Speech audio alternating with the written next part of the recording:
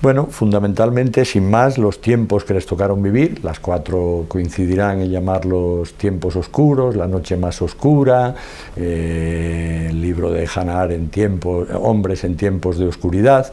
Bueno, fue el momento, diría Hannah Arendt, del mal radical, y también, dirá ella, y tan mal entendida la banalidad del mal, que tuvieron que sufrir las cuatro. Y bueno, lo más notorio de las cuatro es la inteligencia con la que, y la veracidad con la que ellas ofrecieron una resistencia con el pensamiento y con la acción a esos tiempos sombríos o tiempos de oscuridad.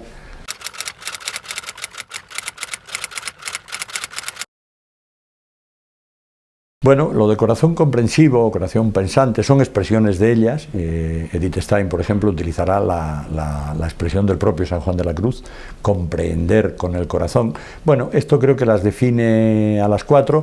No hay que equivocarse, no se trata de ningún tipo de pensamiento sentimental. Las cuatro huyen completamente de eso, sino realmente de una fusión, de un intento de, que lo logran bastante bien, de esa abstracción filosófica que desde Platón se da en la filosofía con una racionalidad para ellas muy agresiva, pues llevarlo a eso que Hannah Arendt cita de Kant, una razón ampliada, donde sin duda alguna ocupa un lugar central el sentir. Es decir, cómo es paradigmático a este respecto el concepto de empatía, que es una de las grandísimas aportaciones de Edith Stein a la filosofía del siglo XX y a la fenomenología de su maestro Husserl, su tesis doctoral. La empatía como ese poder que tiene el cuerpo, y que aquí podemos utilizar la metáfora del corazón, el cuerpo vivo, como corazón que pensante, es decir, que piensa. Naturalmente, lo primero que se manifiesta en la empatía es un movimiento cognoscitivo. Es decir, pongo un ejemplo muy banal, a través del rojo, de que uno se ponga rojo, puede ser por vergüenza o por otra motivación, pero yo lo capto perfectamente, simplemente por un movimiento del cuerpo. A partir de ahí, todas ellas lo que van a incidir es en los movimientos más radicales de la vida, es decir, abismar realmente a la razón. En este sentido es paradigmático a su vez el concepto de razón poética de María Zambrano, que es justamente deslizarse, dice ella, por los interiores, una gota de felicidad, dice ella. Bueno, pues aquí entra digamos, una conjunción entre filosofía, ciertamente, tragedia y mística. Es decir, y se sorprenderán algunos arendtianos, pero sí hay un movimiento muy de fondo en Hannah Arendt. Ella misma se lo expresa en una carta del año 51 a Jaspers, del sentido que para ella tiene frente a Heidegger, frente al ser para la muerte, la confianza en la vida.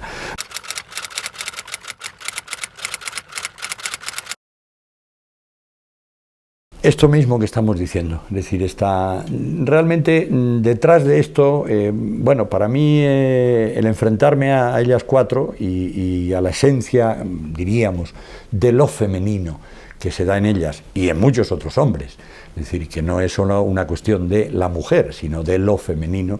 Bueno, hay un modelo místico que Occidente pues realmente ha tenido ahí en la sombra. Y bueno, pues por resaltar algo que yo siempre resalto, hay un libro formidable sobre las concomitancias ontológicas entre sufismo y taoísmo, de un japonés. Bueno, pues esto se da en ellas más o menos conscientemente, muy conscientemente en María Zambrano y cada vez más en Simone Weil. Edith Stein no sabe que ella realmente, al hacer el análisis tan veraz que ella hace de San Juan de la Cruz, pues inevitablemente se está metiendo en un territorio sufí que pertenece a este modelo ontológico, donde yo hoy explicaba en la presentación cómo, de este libro, cómo realmente los dos conceptos claves ahí son faná y baká, es decir, la extinción, diríamos, de todos los mecanismos psicofísicos para llegar al alma, que es lo que queda. Entonces, la poesía justamente lo que aporta es el camino hacia ello. No hay que olvidar que las cuatro son también poetas. Es decir, aparte de que su escritura tenga un alto componente, su escritura en prosa, tenga un alto componente poético, ellas también ejercieron, mejor o peor, se les nota siempre, como el propio Heidegger, es decir, que ellas son filósofas, y por lo tanto quizá hacen una poesía excesivamente pensante, pero no obstante sigue siendo poesía. Y las cuatro van a cultivar. Edith Stein es incluso simpático que ella recrudece cuando entra en el convento, a la vez que su vida filosófica, su vida poética. Y ella escribe muchos himnos, muchos textos, todos ellos de contenido o con tendencia espiritual, pero donde, y en algunos de ellos, es un gran poema.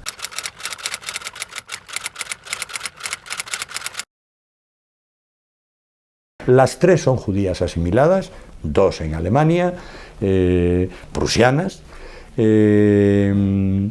Digamos que inicialmente Edith Stein agudiza más su prusianismo, y por lo tanto en ese judaísmo asimilado que incluso, hombre, hay un momento en que para ellas es perfectamente utilizable, y sobre todo para Edith Stein y Simone Weil, para Simone Weil totalmente. Este concepto que se ha utilizado mucho de el odio a sí mismo del judío. Bueno, en Simone Weil yo le dedico un capítulo entero, usted que ha leído el libro, pues lo habrá visto, imprecando contra Israel. Es decir, hay dos cuestiones. Para mí está muy relacionado con su propia condición de mujer. Esto sería muy largo, en el libro entro, eludo cualquier consideración exclusivamente psicoanalítica, tal, pero desde luego en Simone Weil es muy visible su rechazo de su feminidad como tal y del judaísmo. Es decir, es verdad que, pero esto se conexiona con algo muy radical en Simone Weil, que es la elusión de cualquier nosotros. En ese sentido, es decir, de la vinculación a algo que ya venga dado por raza, origen, tal. Ahora que tenemos el campeonato del mundo, pues Simone Weil sería, y en este sentido, ferozmente antinacionalista, y lo fue, es decir, cualquier nosotros que esclaviza y que no deja en libertad a la persona. Bueno, en este sentido, digamos, vamos desde el polo en el que ella rechaza cualquier identidad judía, absolutamente, sin paliativos, a las matizaciones de Hannah Arendt, y en medio, digamos, una postura más equilibrada, pero también hay un momento en que se puede decir que hay una postura francamente antisemita de Edith Stein. Su propia biografía, autobiografía, historia de una familia judía, que iba a ser en principio dedicada a su madre, acaba siendo una autobiografía de ella, donde ahí juega con todos los prejuicios contra, es decir, los católicos siempre son mejores. Los católicos tienen una esperanza en la vida futura, los judíos no. Hay un libro de una judía, de su sobrina, la sobrina de Edith Stein, donde, bueno, pues digamos, denuncia muy contundentemente esta posición de Edith Stein. Edith Stein va a ir fluyendo hacia una posición más equilibrada y sin dudar a partir del año 33 de su amor al pueblo judío. Lo que pasa es que ella se ofrece como sustituta para la conversión del pueblo judío, con muchos matices. Esto sería muy largo de hablar, pero en fin, esto hasta el final de su obra, donde ella muere mártir, como fueron mártires. Claro, los judíos se pusieron muy nerviosos cuando a Edith Stein le hicieron santa como mártir. Dicen, mártir como 6 millones de mártires. Tienen toda la razón, evidentemente. Entonces, sus posiciones sobre el judaísmo, digamos, son más equilibradas, las de Edith Stein y sobre todo las de Hannah Arendt, muy concretas, según los avatares históricos, muy radicales los de Simone Weil, en contra de cualquier especificidad o identidad de lo judío, con durísimas críticas al Estado de Israel. También las va a hacer una vez que se ponga en marcha Hannah Arendt, y en el mismo sentido. Nos estamos volviendo totalitarios, dirá Hannah Arendt, y entra como mediación en este juego que yo establezco de vidas entrecruzadas la propia María Zambrano, que no sabemos, como por suerte pues no sabemos ninguno de los españoles, yo mismo, mi aspecto es semita, puedo ser judío o moro. María Zambrano pertenecía a este género de españolidad donde claramente no era cristiana vieja, y además doy fe de ello porque he hecho una genealogía hasta la Edad Media y enseguida hay unos entrecruces muy claros tiene un apellido muy rimbombante, sí, de cristiana vieja, Alarcón, pero Zambrano Zambrano ya está muy mezclado, pero es muy importante en la obra de María Zambrano la posición que tiene hacia el judaísmo, que de alguna manera, bueno, estaría de acuerdo con algunos aspectos. Simone Weil salvaba, por ejemplo, el Cantar de los Cantares, el libro de Job, pero el resto de los libros de la Biblia le parecían un horror de violencia, como no ha habido en el mundo, y por los 3 ejemplos que ella pone es el judaísmo, Roma y los nazis. Aquí entra la mediación de María Zambrano, donde en libros parecidos, por supuesto, el Cantar de los Cantares, pero sobre todo la figura de Job. Y sobre todo de los todos, en inéditos todavía de María Zambrano, que yo como director de las obras completas naturalmente tendré que sacar unos textos sobre el judaísmo maravillosos, sobre la Shejina, es decir, la figura femenina de la gloria divina, donde hay una feminización de lo divino, que algo de esto atisbó Simone Weil.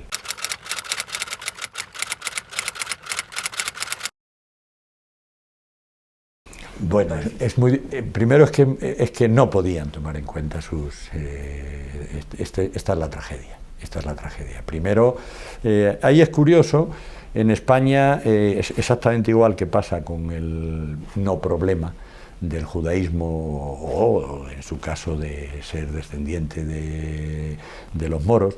La Universidad Española era más abierta. Ciertamente, desde 1910 las mujeres en España tenían perfecto acceso a la universidad y a cátedras universitarias. Luego, problemático en la realidad. En este sentido, digamos que la trayectoria de María Zambrano con Ortega pues es muy sintomática de qué hubiera sucedido si no hubiera habido guerra civil o no. Pues sí, María Zambrano hubiera sido catedrática de filosofía sin ningún género de duda. Hubiera estudiado en Alemania. De haber hecho caso a de haber hecho caso a muchos niveles. Está, por ejemplo, la carta famosa de Edith Stein a Pío XI, donde la Iglesia no hizo ningún caso. Bueno, en esto entra directamente Hannah Arendt. Hannah Arendt, lo que pasa es que se confunde de fechas. Hannah Arendt en los años 60 conoce una obra muy aconsejable, es muy pesada, pero muy interesante, que es una acusación a Pío XI, es una de las claves a Pío XII, no de colaborar, Pío XII no colaboró para nada con los nazis, aunque sí hizo, justo en el momento en que Edith Stein tuvo que entrar en el convento, el año 33 es cuando se firma el concordato. Entonces, bueno, en definitiva, nunca la Iglesia Católica pronunció esa sentencia en contra en una encíclica. A nivel, en general, bueno, pues esto sería muy problemático. El hecho es de decir, ¿qué hubiera sucedido? Pongo el ejemplo de este hombre. Por lo menos, si la Iglesia Católica hubiera aceptado esas denuncias, si la filosofía hubiera aceptado propuestas pues ciertamente el camino hubiera sido mucho más positivo de cara al propio, pero claro, esto hubiera sido resistencia radical al nazismo. Hans Küng, por ejemplo, se atreve a decir que, por supuesto, si hubiera habido más gestos valerosos como el que le costó la vida a Edith Stein, que fue el polo opuesto. Por un lado fue el gesto más valeroso que hizo la Iglesia Católica, pero eso le costó la vida, porque en contra de lo que el comisario en Holanda, Seyss-Inquart, había propuesto, todas las confesiones cristianas firmaron un documento, pero solo la Iglesia Católica lo leyó en público. Eso es lo que le costó que a los 2 días fueran a apresarla. Bueno, pues sí hubieran sido, pero a su vez luego la Iglesia no hizo nada. Bueno, pues al menos sí, una mayor resistencia, y en esas estamos. Quiero decir, ese es el interés de la actualidad. Ahora es cuando más podemos ver si realmente, no la virtualidad, sino la potencialidad de resistencia de este tipo de pensamiento, ciertamente femenino, pero femenino en un sentido muy amplio. Femenino en el sentido que ellas mismas van dando a lo femenino, que afecta, por ejemplo, para María Zambrano, en ese pensamiento femenino incluye a Novalis o a Nietzsche. Es decir, frente a una violencia sistemática del pensamiento que coincide perfectamente con la violencia con la que nos tomamos la vida. En este sentido, ellas son absolutamente pacifistas y lo que propugnan es una resistencia pacífica del propio pensamiento y una búsqueda de una reconciliación, integración, es una palabra en razón mediadora, que figura en María Zambrano permanentemente, y también en Edith Stein. Bueno, pues esto es lo que está por ver, o sigue por ver, si realmente la filosofía, más allá del fracaso académico, al que parece abocar a todo este tipo de pensamientos. No solo es cuestión de coyuntura histórica y como mujeres, que ciertamente fue así. El caso de Edith Stein es paradigmático, es decir, no pudo acceder a la habilitación, no pudo acceder a la cátedra, a pesar de ser en ese momento, en 1916, Edith Stein era la fenomenóloga más brillante, por encima de Heidegger. Y por supuesto por encima de Roman Ingarden, de todos aquellos que han pasado, de Hans Lips, que han pasado como los seguidores de la fenomenología de Husserl. Realmente la más brillante discípula de Husserl, y el propio Husserl lo reconocía, era Edith Stein. No la dejaron entrar a la universidad, indudablemente esto incidió en su propia conversión, en que entrara en el convento. Hay una frase inequívoca de ella: se me han cerrado todas las puertas en Alemania. En ese momento también a Hannah Arendt, como judía, se le habían cerrado, naturalmente. Hannah Arendt tiene que exiliarse. Bueno, Edith Stein hubiera tenido que exiliarse también, como intentaron hacer algunos de sus hermanos. Pero, en fin, está por ver qué da de sí este pensamiento. Bueno, pues esto es lo que a mí me ha movido a escribir este libro, precisamente. A mí me parece que da mucho de sí.